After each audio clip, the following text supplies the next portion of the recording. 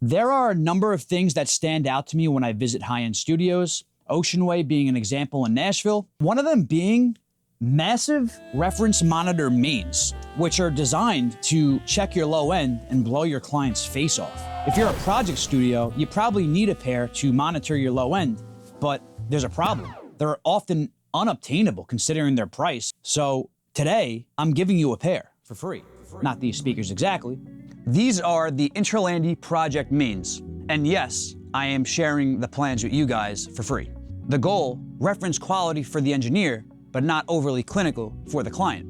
A head nodding speaker. Not a bad way to waste $2,000. Come on, babe.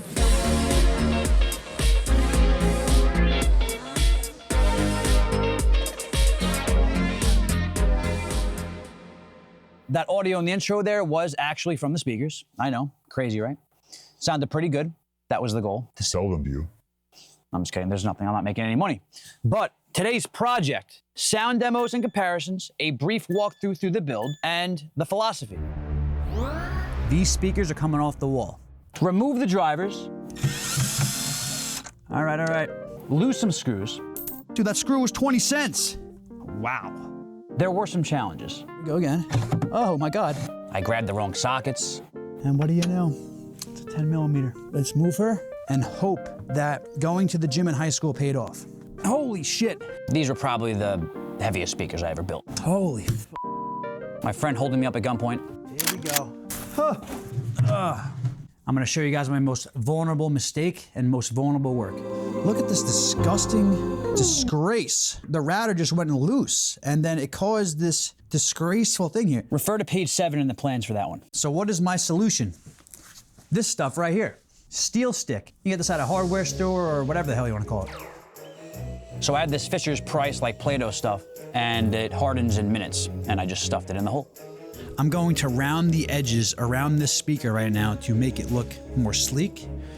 And then I'm gonna take this to an auto body upholstering place and get a quote on potentially wrapping this in leather. Give it like a boutique guitar amp kind of look, so. Nice, look at that. So there is an important nuance to this crossover, and it's designed to be patchable, like a patch bay. You could change your frequency response. Refer to this schematic for where to do the sends and returns, because from the outside of the cabinet, you could actually patch a certain way to make the speaker sound however you want. We'll get into more detail on that matter later in this video. So, the important thing, cuánto dinero? Drivers, 6 total, pair of speakers, $1,400. Big chunk of change. Of course, my beautiful wrap, the wood and materials for the build, $850. Now, of course, this speaker wouldn't make any sound without another $300 to build the crossover. And that's where you have a speaker that's not quite $2,000, but under $3,000. And your clients will never be able to blow your speakers up. For the cool part, how do these speakers sound? Yes, I'm gonna mic them up, and it's not proper, but who cares?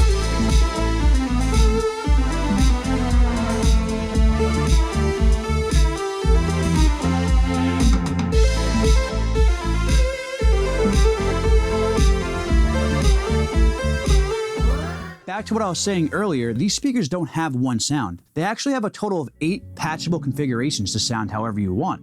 If you take a look at the frequency plot, this is the one that I use most.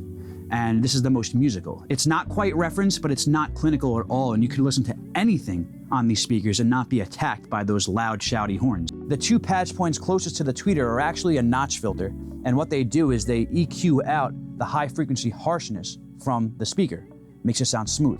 If you want the most maximally clinical, then I'd go with this patch. Replace the 3 ohm with the 7 ohm resistor, take the notch filter patch points and plug it into the back 2 posts. Everything is in a folder and you can check it down below. Now, I must apologize that I did not have the build process from the very beginning because I wasn't a channel yet. But if you want to subscribe now, I will going forward, and you will be joining us from the very beginning. Join the project. I must say that I have chicken scratch that includes all of the plans, the woodworking, the centering of the woofers, the everything, And I will offer at some point a paid version of detailed plans because, of course, a lot of effort went into this. So, but if you could read this, it's yours. What's wrong? No, that's not 0.8. So that begs the question. Having visited high-end studios and actually hearing big-ass monitors, the truth is that they don't even use them to mix on. Their big monitors are usually two things, very loud and scooped. And you switch to the other pair of speakers and you're like, this is where I would make my decisions. But if you are a project studio looking for a big pair of speakers to blow your socks off and the clients and the whole one too, this could be for you. Not a bad way to waste $2,000. Oh wait, it was $2,550. With all that being said, let's finish off with another jam.